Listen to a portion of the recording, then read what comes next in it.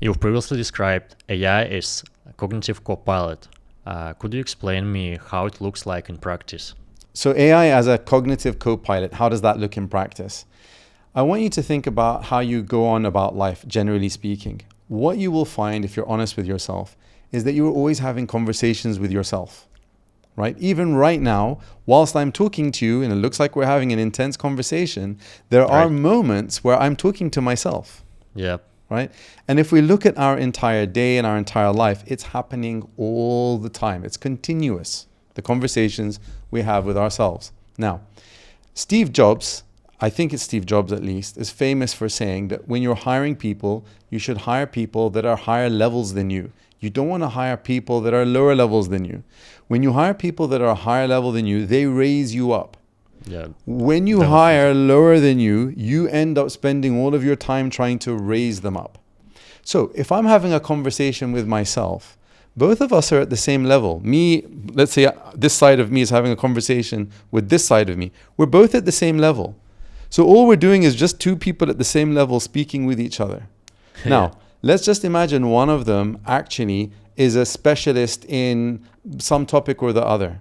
And now I have a conversation with that specialist. Okay. That specialist is going to take me up hundreds of levels. Now, imagine if I surround myself by specialists in every aspect of my life.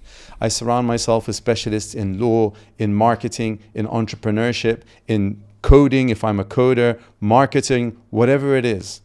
So instead of me having these conversations with myself, trying to figure out how to overcome the challenges of life, I have them with a thinking partner, with a cognitive co-pilot that is far more advanced than me.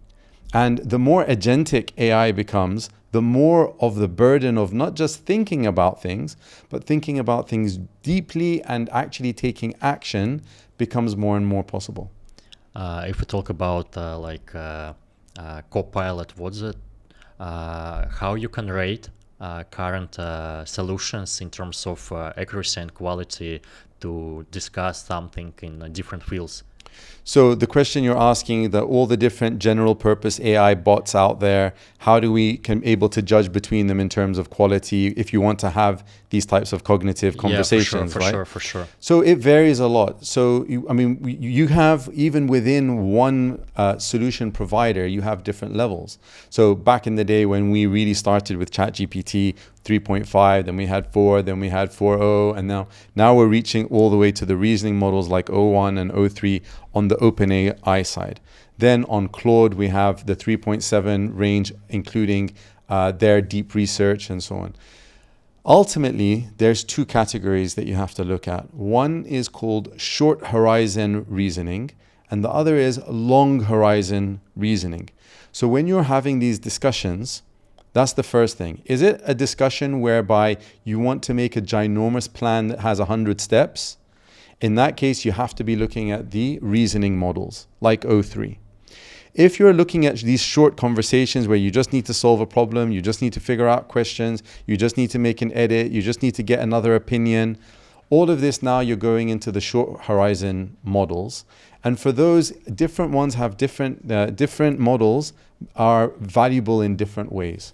So many people will know, for example, that for their writing tasks, they prefer to use Claude. For everyday kind of just like typical consumer interactions, people prefer ChatGPT. My personal default is using Gemini 2.5. That's my personal default for almost all of my interactions. And then from time to time, I will deviate in order to benefit from something else. That's cool. It's pretty interesting.